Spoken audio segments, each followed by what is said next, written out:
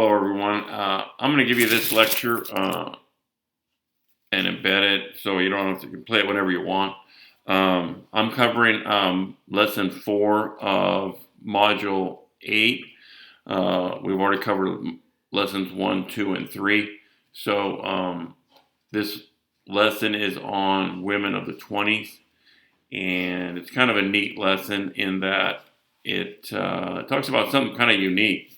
A lot of unique things that happened in the 20s were in this lesson. My first point, I got 8 points for you. The first one is youth.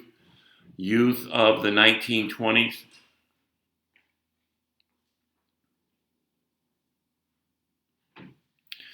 And it's not just young women as far as the youth is concerned. The youth of the 1920s, kind of a carefree, fun-loving atmosphere. There's a lot of fear from World War I that's gone. And some freedom kind of also from the progressive years where there was a lot of questioning of American morals and government and stuff. So the youth, both men and women of the 20s, are going to have the new freedoms that hadn't been around before. So while this lesson's on flappers and young women and changes for women, there was a lot of these happen for men also. Youth was my first note. Okay, my second note is teens.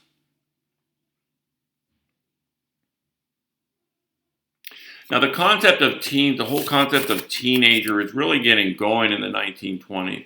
The concept that there's a separate age group between young kids and adults where you can maybe make a mistake or two or have some different attempts at things in life.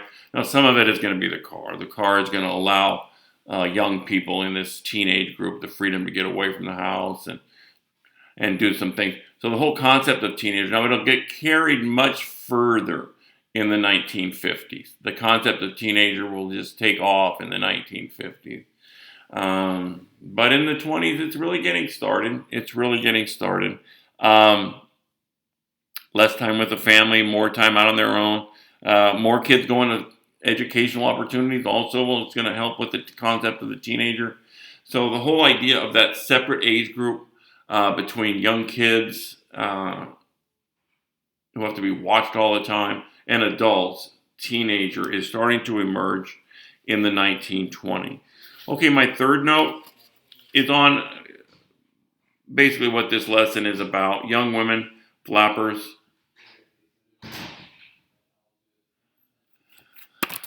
Okay, the concept that a liberated young woman can have some freedom in life to do some things that maybe the young women hadn't been allowed to do before. The beads, the hairstyle, the dress, the makeup, smoking in public, drinking in public. These young spread their wings. That's where the flapper comes from, the concept. Really unique to the 20s. We're not going to talk about them in the 30s with the Depression or the Warriors of the 40s or the 50s. It's kind of unique to the 1920s. And a lot of it had to do with this secret bar atmosphere of the speakeasy. Now, those are all generalities. And also, another generality is that they were all in the cities. They probably were.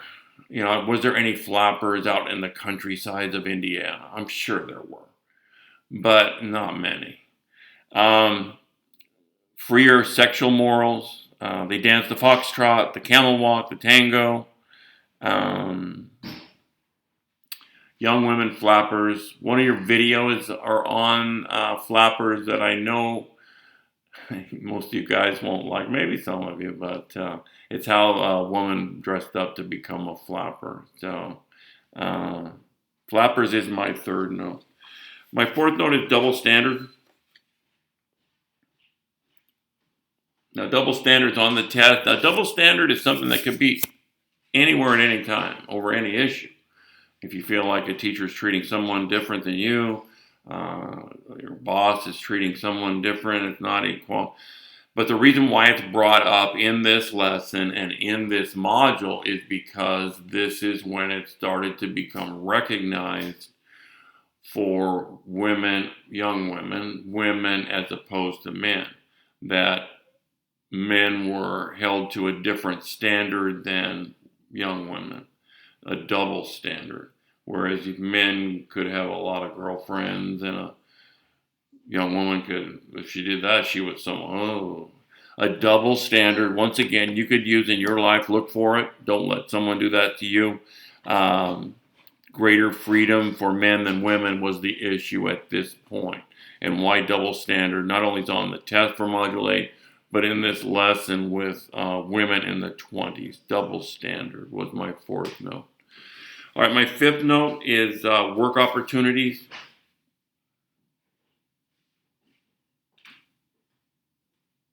Now, we already saw in World War I how work opportunities for women opened up new jobs, a lot of them in men's jobs as the guys went and fought in Europe. And to be honest, a lot of those jobs will be lost by women when the guys come back home. But with the booming economy of the 20s, there is a new job opportunities, a lot of it clerical, the hello girls, that type of thing for the phone operators, but more women entering the workplace in the 1920s is your note. Now, there's also two other things to note, not positive, and still a part of women's work life today is unequal pay for the same job, and the not having an opportunity for manager, boss type jobs as opposed to men. So your notes for fifth note, work opportunities, were women's professions growing, nursing, teaching, that type thing, office work, clerks in stores. A few kept that man's job from World War I, but the managerial jobs are not offered to them, and a lot of them are not getting equal pay for the same job. My fifth note was work opportunity. My sixth note is family changes.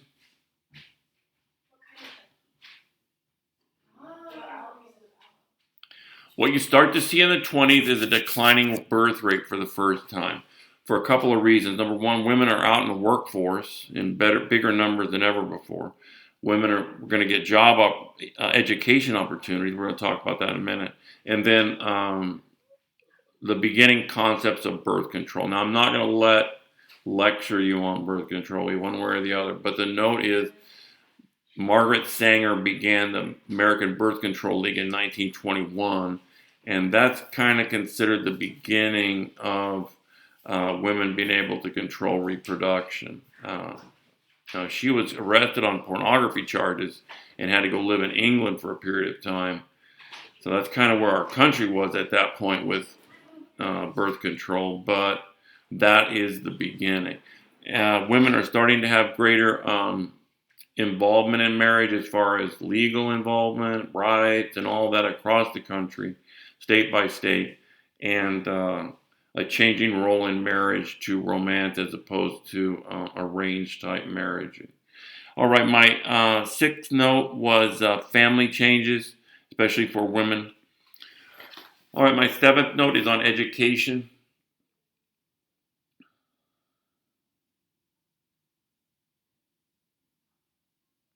All right, educational opportunities are opening up for women. Now, it's not where it should be or where it is today. Women are starting to get more involvement in high school education, in college education. Only 19% of degrees went to women in 1900, and 39% of college degrees went to women in 1928.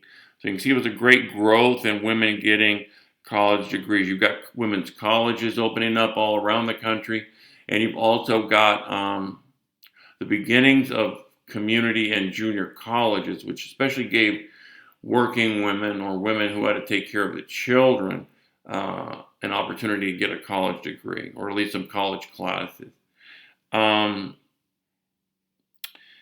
Access to education, as you know, is the opportunity for greater success in life, and women were taking advantage of that in the 1920s. All right, my last note is women in cinema. Now, the next lesson next week, we're going to talk about how cinema is really taking off as an industry in America, how Americans are going to movies. And there are some leading ladies in these roles that are really becoming famous. Now, since this lesson is on women in the 20s, let's talk about some of them were flappers, some of them were in dramatic roles, more traditional, perhaps, women's roles. But Clara Bow is on the test. Clara, Clarabow. She was kind of considered the starlet sex symbol of the 20s. She was called the It Girl, the most successful screen flapper. Now, cinema is merging as a talking. The talkies are getting started in the 1920s, as opposed to the silent film era. Now, one of your videos you've got to watch is on, or get to watch, is on Walt Disney. So you kind of see where cinema was in the 1920s. It was in transition, and it was very popular. Very popular. All right, those are my 8 notes for this lecture. You've got 2 videos to watch. One on kind of the transition for all women in the 1920s, and one of them on being a flapper. I hope everyone has a great Thanksgiving and wonderful time. We'll get through this virus thing, and I just got my first 2021 calendar, so I'm really excited about a brand new year. So email me at any time if I can help you with anything. And there's an extra credit assignment, so do that if you'd like to. And I'll see you guys again on November 30th for periods 1 and 3, and December 1st, for periods 2 and 4. Have a great Thanksgiving, everyone. How do I stop this, Emma?